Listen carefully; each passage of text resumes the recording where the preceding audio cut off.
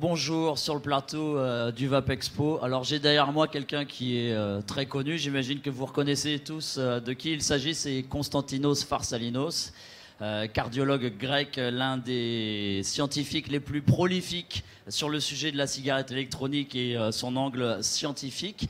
On va aborder de manière très courte aujourd'hui des données qui nous viennent de la Commission européenne.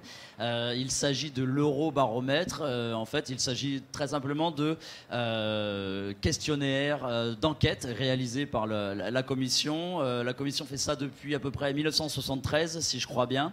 Donc ce sont des données très importantes puisqu'elles constituent une base de connaissances, un référentiel important que les politiques vont regarder et les consommateurs également. Alors il y a des chiffres assez parlants qui sont sortis cette année.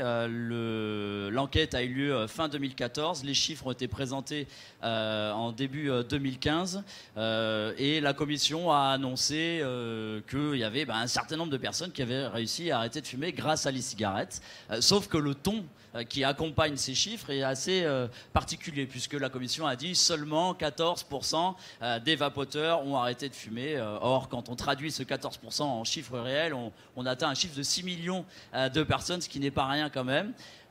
Donc Konstantinos Farsalinos va nous guider un petit peu à travers ces chiffres-là en faisant un focus à la fin sur la France, mais on va aborder de manière générale dans un premier temps ces données-là. Donc je donne la parole à Konstantinos. Merci.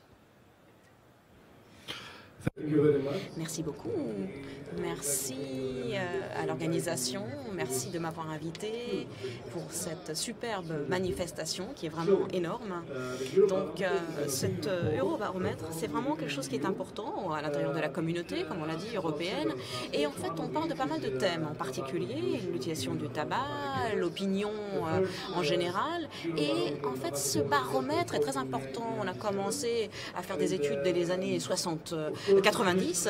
Et en fait, la question, mais également les pays qui participent selon l'expansion de la population, etc. Donc voilà, ça c'est la progression du tabac en Europe. Donc vous le voyez, à partir de 2002, donc, on part à 40% comme total, et en 2014 on en est à 26%. Donc vous pouvez voir le taux de réduction qui est assez important. Et puis, bien sûr, les hommes fument davantage que les femmes. Et selon donc, cette enquête, eh bien, il y a une prévalence d'utilisateurs, comme vous le voyez, donc 28% qui font partie aussi du baromètre précédent, 20% qui étaient des anciens fumeurs ou des personnes qui, justement, qui ont laissé, qui ont quitté, et puis 20% qui n'ont jamais fumé. Voilà. En fait, tout ce qui concerne les méthodes pour cesser donc, de fumer, dans pas mal de cas, il n'y a pas d'assistance. En fait, c'est tout simplement un sevrage qui se fait par soi-même. Et il y a aussi d'autres options, comme vous le voyez, c'est-à-dire 10% des fumeurs qui, somme toute, que ce soit un succès ou pas, utilisent la cigarette électronique pour justement cesser le tabagisme. Voilà, donc cette donnée est très importante. Troisième place jusqu'à maintenant. Et donc ici, ce sont des indices très importants au niveau de l'Union européenne. C'est une base de données en fin de compte qui est proposée pour tous les participants. On en avait plus de 20 000 participants en toute l'Union européenne. C'est une analyse finalement qui va étudier dans le détail quelles sont les habitudes, quelles sont les données comparées justement à tout ce qui a été fait de par le passé. Donc c'est pour la première fois que nous avons analysé et que nous sommes présents dans toutes ces données-là au niveau de l'Union européenne. Ce sont des données qui vont être publiées dans un journal scientifique et on a pu mesurer en fin de compte tous les indices de l'utilisation, c'est-à-dire quelles sont les possibilités, n'est-ce pas, d'être un utilisateur et d'être un fumeur selon votre état. C'est-à-dire qu'ici, on a les fumeurs actuels, donc sont 19 fois plus probablement utiliser la cigarette électronique, 19 fois plus que les non-fumeurs. Les anciens fumeurs, 5 fois plus par rapport aux non-fumeurs.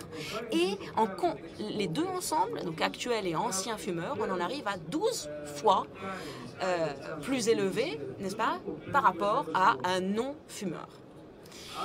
D'autres indices, ici c'est l'âge, comme vous le voyez, comparé justement par rapport aux habitudes. Donc plus de 55 ans, des gens plus jeunes qui ont plus de chances d'utiliser la cigarette électronique. Et donc globalement, on a ici de 15 à 39 ans, globalement, comme majorité, mais également aussi de 40 à 54. Et puis, encore une fois, il y a 30% de chances d'être un utilisateur de e-cigarettes quand on est un homme. Donc, encore une fois, une majorité d'hommes. Bon, ce n'est pas une énorme différence, mais tout de même, dans les statistiques, ça fait une belle différence. Un autre fait important, c'est l'instruction, et le niveau d'instruction. On a par rapport justement aux utilisateurs, les cigarettes électroniques, eh bien, plus ils sont instruits, plus ils vont probablement utiliser la cigarette électronique. Donc c'est intéressant et différent de ce que l'on voit en général par rapport aux fumeurs basiques. La classe sociale également, la classe moyenne, qui est celle qui utilise le plus la cigarette électronique.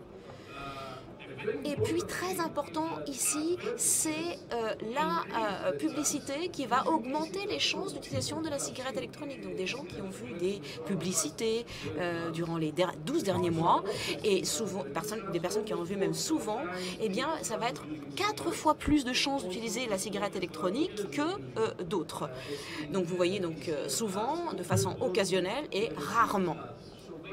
Donc la publicité a un rôle important au niveau du marketing. Le marketing est fondamental pour attirer les utilisateurs. Et donc, même si le TPD est en train d'interdire, n'est-ce pas, la publicité, donc...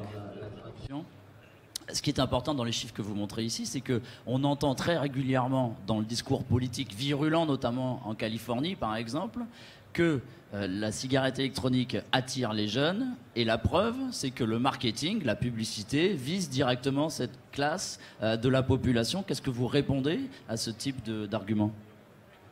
Bon, tout d'abord, le baromètre européen, donc on parle de gens de 15 ans à plus, donc on a bien sûr les personnes du lycée, mais des lycéens, donc, mais pas des plus jeunes, attention. Et en plus, dans la slide successive, c'est important parce qu'on va voir quelle partie de la population utilise les cigarettes électroniques. Donc voilà, l'impact de l'utilisation de la cigarette électronique dans les non-fumeurs, dans les anciens fumeurs, etc. C'est important de voir le taux de pénétration de l'utilisation de l'e-cig dans la population non-fumeuse, n'est-ce pas? Parce que c'est ça aussi qui est important. Et comme vous le verrez, en Europe, globalement, il y a c'est pas un problème, par exemple. Et donc là, ce sont des données précises sur le nombre d'utilisateurs, des gens qui n'ont jamais fumé, par exemple, et qui utilisent la cigarette électronique. Donc voilà, je pense que la publicité peut, en effet, influencer les jeunes, mais la discussion actuelle, c'est vraiment l'utilisation en elle-même. C'est, voilà, en fin de compte, personne n'a jamais vraiment établi que plus on est jeune, plus on utilise la cigarette électronique. Donc bon, voilà, je pense qu'à moins qu'il ne change la façon de poser les questions et en parlant des utilisateurs, en prenant que certaines parties, certains thèmes en considération, bon, il faut faire attention à la non-information, à la mauvaise information et aussi des mauvaises questions qui sont posées. Attention. Alors, un autre indice important pour les utilisateurs actuels de ces e-cig, c'est-à-dire les gens qui sont en train d'utiliser la cigarette électronique régulièrement, encore une fois, les fumeurs actuels sont 19 fois ont plus de chances, 19 fois plus de chances que de continuer par rapport aux anciens fumeurs ou aux non-fumeurs. Donc, c'est une autre donnée très importante, y compris, encore une fois, les fumeurs actuels et les anciens fumeurs qui ont pu le tester dans le passé, y compris pour cet essai, beaucoup d'anciens fumeurs essayent la cigarette électronique beaucoup plus comparé aux non-fumeurs. Ici, très important, les utilisateurs, les statistiques, plus de chiffres. Là, c'est l'ensemble des utilisateurs de l'e-cig au niveau de l'Union européenne. Donc, on a 7,5 millions d'utilisateurs actuels. On en arrive à 11 millions qui l'ont utilisé par le passé, mais plus maintenant, et plus de 30 millions qui ont tout simplement essayé, n'est-ce pas, la cigarette électronique à un certain moment. D'utilisateurs en Europe, c'est le nombre de fumeurs dans le monde, non?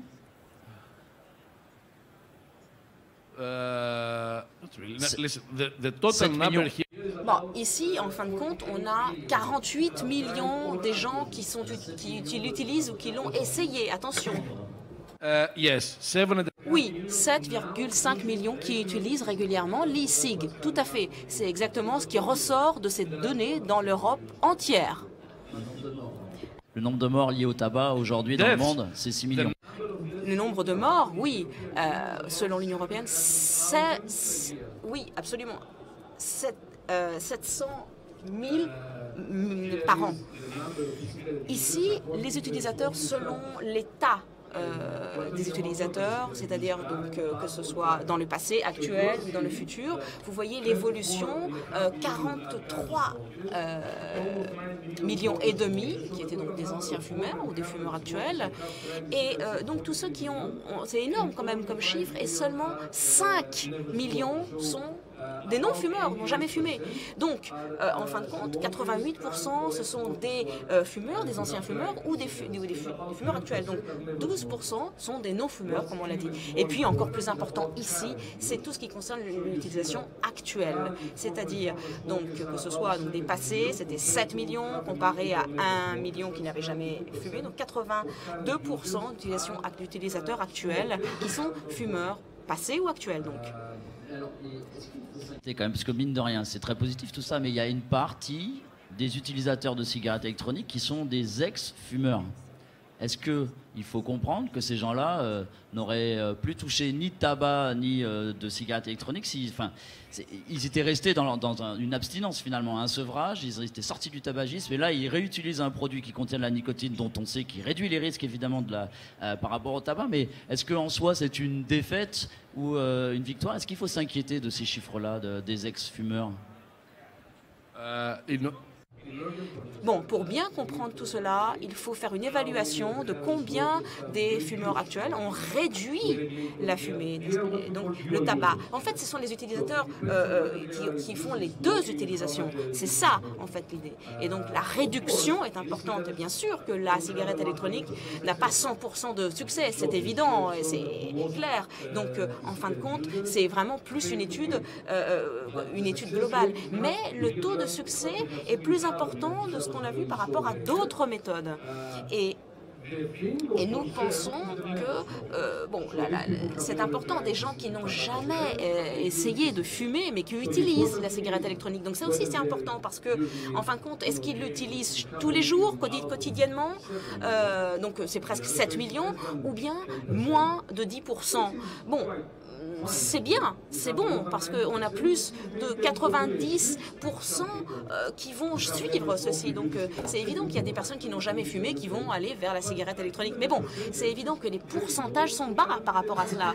Donc en fin de compte, c'est pas une inquiétude. Non, en particulier quand on va voir plus tard ce qui se passe avec la nicotine contenue dans la e-cig. Et donc, c'est l'une des raisons qui va justement pousser les gens à utiliser cela.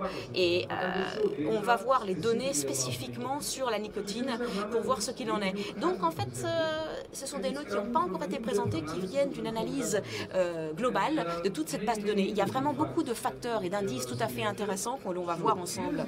Ici, on a vraiment l'utilisation au niveau de la nicotine, donc dans la cigarette électronique. Donc en fait, on a 27 millions de personnes qui ont utilisé les cigarettes contenant de la nicotine. Ensuite, 7 millions, ce sont des anciens fumeurs, et seulement 3 millions, encore une fois, n'ont jamais fumé. Donc, ce sont vraiment des données importantes, parce que c'est le passé actuel qui utilise les cigarettes qui contiennent donc de la nicotine. Et puis encore plus intéressant, et ça c'est vraiment fondamental par rapport aux questions globales, on a posé la question de la fréquence d'utilisation de la nicotine. Et ça c'est très intéressant, regardez bien, parce que par rapport aux non-fumeurs, eh bien il y a un très très petite part qui utilise finalement l'e-cig avec de la nicotine de façon quotidienne et une très petite fraction, très petite part aussi, mensuellement. Et la majorité est, de 90% des non-fumeurs ont juste essayé une fois, n'est-ce pas, la nicotine dans les cigarettes. Donc, et globalement, totalement, sur toute la population des vapeurs, c'est moins de 2%.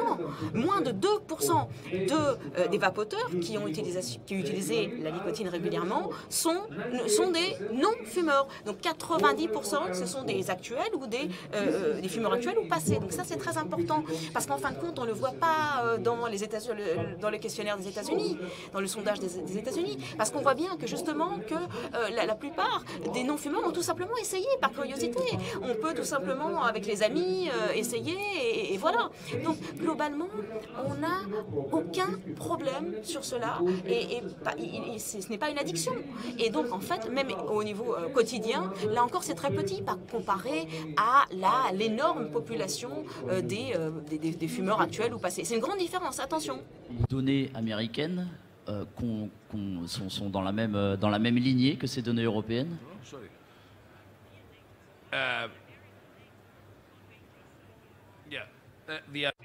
En fait, les données américaines n'ont même pas traité de la nicotine. Ils n'ont même pas fait la différence entre la non-nicotine et la nicotine. Et puis, ils n'ont jamais non plus posé de questions sur la fréquence de l'utilisation de la nicotine. Donc non, voilà, on peut définir les utilisateurs actuels comme quelqu'un qui a au moins, essayé durant les 30 derniers jours. Donc que ce soit avec un ami ou autre, comme je l'ai dit. Donc voilà. Et puis ça, c'est la grosse différence. Parce qu'au niveau de cet eurobaromètre, eh bien, c'est beaucoup plus précis, beaucoup plus, profond, parce que c'est des questions beaucoup plus claires, n'est-ce pas, par rapport aux habitudes. Et ça fait une grande différence entre la nicotine et la non-nicotine au niveau des liquides utilisés. Et aussi, on a la mesure, la dimension de l'utilisation et de la fréquence, n'est-ce pas, parce qu'on devient, il y a cette addiction qui peut naître, justement, par rapport à une consommation quotidienne. Ces points-là. Une question importante quand même, parce que ces chiffres-là, ils sont très positifs, j'ai envie de dire. Quelle est la valeur? On entend souvent dire qu'on ne peut pas définir aujourd'hui quel est le taux d'efficacité de la cigarette électronique dans le sevrage tabagique, puisqu'on n'a pas ces fameuses études transversales ou ces études de cohorte. Je crois que c'était ça le terme technique. Quelle est la valeur scientifique de ces données-là qui viennent, on le rappelle, d'enquêtes? Bon, moi je pourrais vous montrer les données scientifiques parce que si on va approuver la nouvelle version de la présentation, et donc ici il y a beaucoup de slides qui manquent dans la présentation, donc il faut approuver la nouvelle version globalement, parce que dans la nouvelle version on a des données sur la fin du tabagisme et l'arrêt du tabagisme, donc c'est très important. Ici on n'a pas tout, ça c'est la première version de la présentation que je vous avais envoyée, donc en fin de compte j'ai aussi la version plus complète que j'ai, celle d'hier, je l'ai avec moi, et on a des données justement sur l'efficacité de l'e-cig au niveau de l'arrêt du tabagisme. Donc comment, finalement, quelle est la proportion justement au niveau des utilisateurs, des gens qui ont totalement arrêté de fumer, et ça c'est très important, parce qu'au niveau de l'Union européenne, on a présenté le pourcentage de cet ensemble, et en fait, on inclut aussi les expériences au niveau de les cigarettes, et c'est évident que c'est important, parce que le succès n'est pas forcément là. Donc, qu'est-ce qu'on devrait faire? Eh bien, c'est de voir les utilisateurs passés et actuels, voir quelle est leur expérience, et du coup, on peut continuer et jusqu'à ce que tu puisses télécharger la nouvelle version et voir les nouvelles diapos. De charger ces données-là, donc on va peut-être faire une mise à jour après la conférence sur le site du Vapexpo. Voilà, désolé pour ce problème technique. C'est pas... Oui, tout à fait. Je pense que c'est très important. Et c'est très intéressant de voir ces données. Ok, donc nous passons à la France. Ce sont des données que pour la France, attention. Donc on part des différents participants qui ont pu donc participer à ce sondage. On a le progrès qui est notable en France depuis l'année 2006. On a un progrès au niveau de l'année 2012 et 2014. Et c'est donc l'un des pays où on a vu une augmentation en Europe. La cigarette électronique sont les deuxièmes comme choix, comme méthode de cessation du tabagisme. Et donc, il y en a certains qui ont voulu n'utiliser aucune assistance. Regardez, 15% qui utilisent la cigarette électronique. La même chose en observant l'ensemble de l'Europe. On a les fumeurs actuels ou passés ont plus de possibilités d'être des utilisateurs de e-cig par rapport à des non-fumeurs. Donc plus de chances d'être un utilisateur quand on est un ancien fumeur. Et encore une fois, on a les mêmes schémas qui se représentent ici par rapport à l'Europe en général. Donc c'est plus vraisemblablement des hommes, plus que des femmes. Et aussi des personnes plus instruites, comme vous le voyez, qui vont vers la cigarette électronique comparé à des gens moins instruits. La publicité aussi en France a un rôle très important pour attirer de plus en plus d'utilisateurs. Et puis aussi, plus on pense que les cigarettes ne créent pas de mal, n'est moins nocive, vous allez aller vers elles. Donc d'autres chiffres maintenant sur plus de 10 millions d'utilisateurs de l'e-cig qui sont en France. 2 millions sont des utilisateurs actuels, 2,5 millions d'utilisateurs passés et d'autres qui ont 6 millions et plus qui ont déjà utilisé au moins une fois.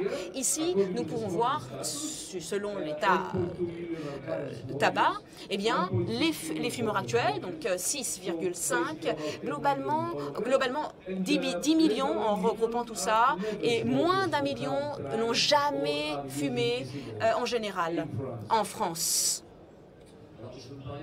Santinos, on a retrouvé le bon fichier, hein, donc il va être rechargé. Donc le temps qu'on recharge l'écran, on va peut-être aborder un sujet un peu plus général. Aujourd'hui, quel est le sentiment que vous avez sur l'écoute politique de tels chiffres? On a beau les accumuler, ces chiffres, on a beau accumuler beaucoup de données, on les formalise, vous publiez vous-même beaucoup de papiers dans les revues scientifiques. Est-ce que vous pensez qu'aujourd'hui, l'écoute est plus attentive de la part des institutions publiques?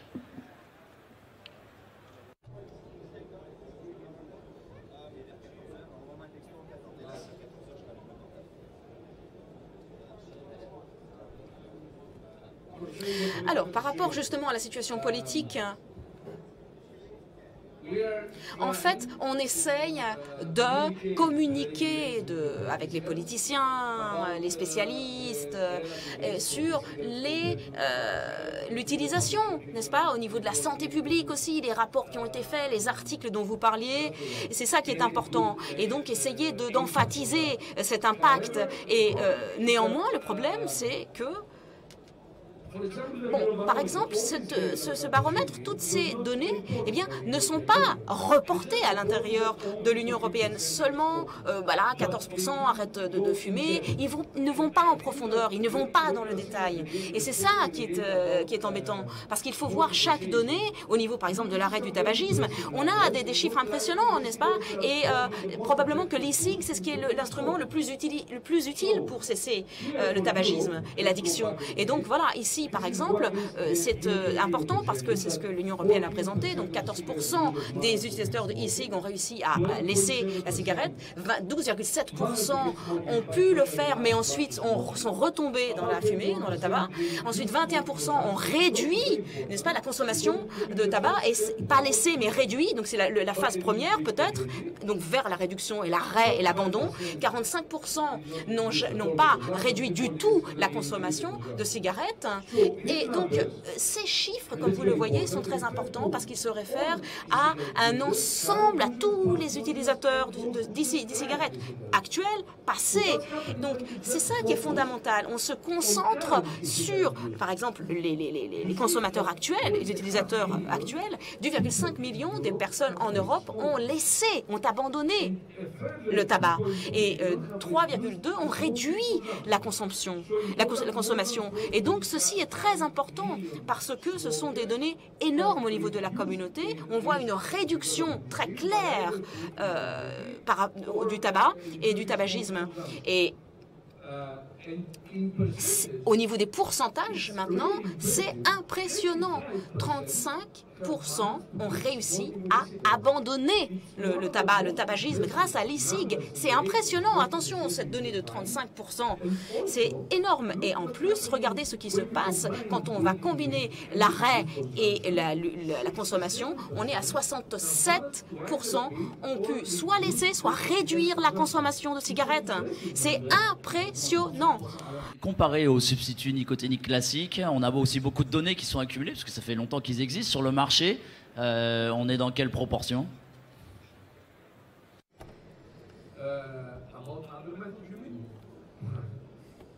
Bon, par exemple, on sait que 6-7% dans une année.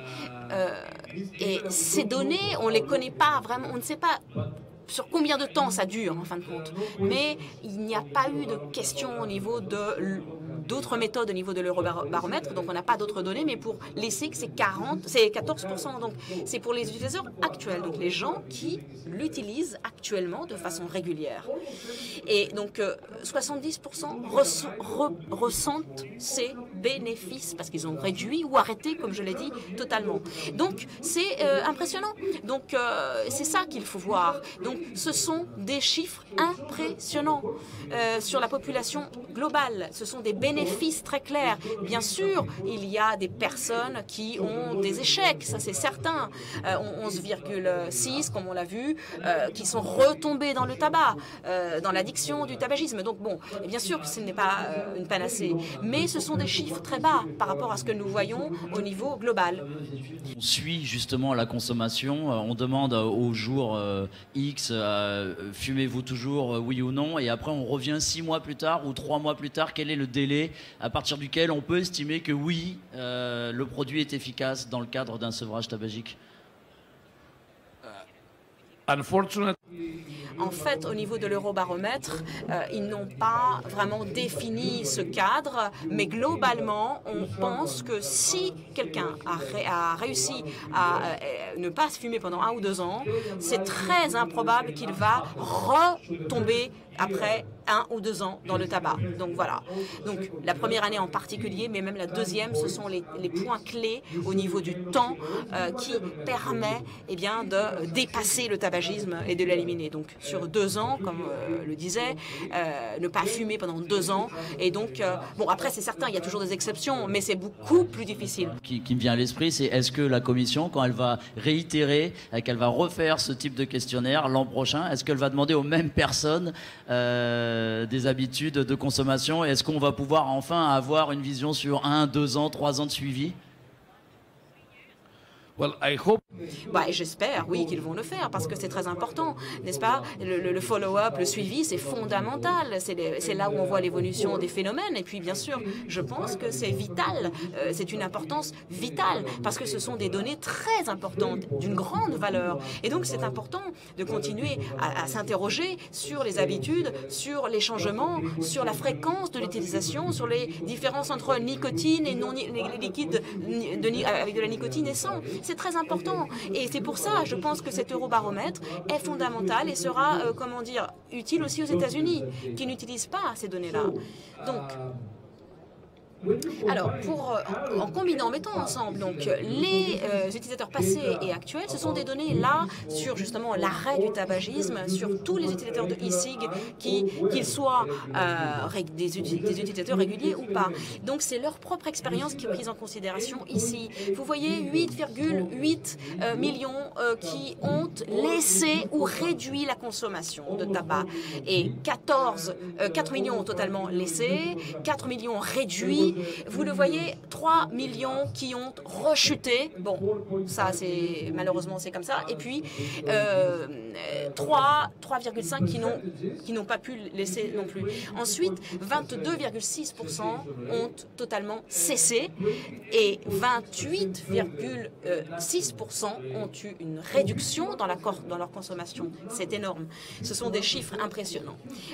Vraiment. Et puis, bien sûr, 51,2% au niveau des 2 facteurs combinés ensemble. Vous voyez que ces données montrent beaucoup d'évidence par rapport à la réduction ou l'ensemble. Très impressionnant dans ce que vous montrez, c'est que vous n'avez rien inventé. Ce sont des chiffres qui existent et c'est vraiment une question de lecture, de comment on va aborder les données, comment on va les interpréter et quelles conclusions on va tirer. Quand on regarde aujourd'hui les conclusions qui ont accompagné ce type de données par la Commission européenne, il y a eu des communiqués de presse qui ont été faits. Il y a un décalage énorme entre ce que vous dites et ce que eux disent. Okay, before finishing. Oui, juste avant de conclure, par rapport à la France, c'est très important l'utilisation de la nicotine par des non-fumeurs est de zéro. Zéro, c'est-à-dire qu'il n'y a que des personnes qui ont déjà utilisé la nicotine. Donc, personne qui utilise les cigues avec de la nicotine quotidiennement ou mensuellement. Donc, c'est très important pour la France. Et puis, aussi au niveau de la cessation, regardez, tous ces 40% ont abandonné le tabagisme grâce à l'e-cigarette. Et plus de 75% ont abandonné ou réduit la consommation de tabac. Donc c'est très important, cette donnée. Et ici, on peut clairement voir que c'est impressionnant parce que, bon, c'est incroyable. Il n'y a pas de produits à cette hauteur qui permettent de réduire ou d'abandonner le tabagisme. Officiellement, en le criant haut et fort à quelqu'un qui ne connaît rien du tout au sujet de la cigarette électronique, on peut dire, moi je suis européen et aujourd'hui dans la communauté européenne, oui, la cigarette électronique permet à avoir un taux d'efficacité entre 35 et 40% d'efficacité. C'est ça que vous dites aujourd'hui? Yes. Oui, tout à fait. C'est exactement ça, même plus en France. Vous l'avez vu, les données sont encore plus élevées, donc c'est fou. Globalement, c'est 3/4 de fumeurs qui ont des bénéfices par rapport à, comme on l'a dit, soit l'abandon, soit la réduction de consommation du tabac. Et en comparant ces données par rapport justement au passé, etc., là encore une fois, on a 50% de la population qui réussit à abandonner ou réduire leur consommation par rapport aux fumeurs passés et actuels. Donc c'est vraiment très clair. Voilà. Et donc quand on fait une expérience, c'est vrai qu'on n'a pas forcément, on s'attend pas à ce succès-là. Donc les chiffres sont incroyables et vraiment c'est impressionnant et incroyable. Jamais vu jusqu'à maintenant au niveau de médicaments, de systèmes, de méthodologies pour se sevrer. C'est très important. Donc voilà ma conclusion. Je pense que d'après ce baromètre européen, on peut dire vraiment que la cigarette électronique est utilisée par les fumeurs et anciens fumeurs, très rarement par des non-fumeurs. Ensuite, surtout des personnes instruites d'un niveau d'instruction élevé, différemment justement ce qui se passe avec le tabac en général. Et la publicité a un rôle important, c'est-à-dire la communication correcte de ce produit. C'est très important pour attirer les fumeurs vers justement la cigarette électronique. Ensuite, les utilisateurs de nicotine aussi n'ont pas de risque d'addiction, finalement, comme on l'a vu par la cigarette électronique. C'est en fait tout simplement quelque chose de théorique. Et puis, au niveau, encore une fois, de la réduction ou du sevrage. Donc, c'est fondamental parce que c'est impressionnant. Ce sont des chiffres qui sont incroyables. Donc, il n'y a pas non plus de retour d'addiction. Et puis, il y a beaucoup de bénéfices, surtout parmi les utilisateurs. Comme les chiffres que vous nous avez montrés sont quand même très impressionnants. Et ce qui est impressionnant, c'est qu'ils sont sous nos yeux. Ces chiffres existent, on n'a rien inventé. Aujourd'hui, on connaît qu'il y a une certaine guerre scientifique, c'est-à-dire, voilà, vous dites que, et puis en face, vous avez un autre scientifique qui dit non, c'est pas vrai. Donc il y a toujours un jeu de va-et-vient comme ça sur les données. Est-ce qu'aujourd'hui, vous avez déjà reçu des critiques sur votre interprétation de ces données européennes? First of all, bon, d'abord, ce n'est pas une interprétation, ce sont des statistiques. C'est une analyse de données scientifiques qui proviennent de l'Union européenne. Ce n'est pas mon étude, c'est leur étude. La question est, les questions sont là, les réponses sont là, c'est-à-dire c'est ce qui fait partie de la base de données. Et ce sont des analyses. Il n'y aura pas du tout de, comment dire, de dispute ou de querelle. Non, c'est une étude, on ne peut pas nous accuser d'être biaisés ou d'être partiaux. Non, ce sont des données claires, évidentes et transparentes. Donc il s'agit d'une analyse et on va dans le détail. Donc non, pas de querelle, pas du tout. Là, ce sont des chiffres, hein, on ne peut pas du tout créer de bagarre ou de querelle. Ce sont des chiffres. Votre document est publié. As I said, you must.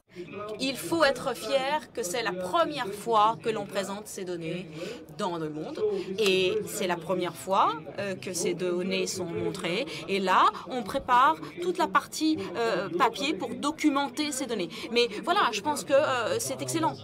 Cette session avec Konstantinos Farsalinos à Vapexpo, puisque ça y est, voilà, la cigarette électronique permet à 35 voire 40% de ses utilisateurs à quitter le tabac. On peut le remercier.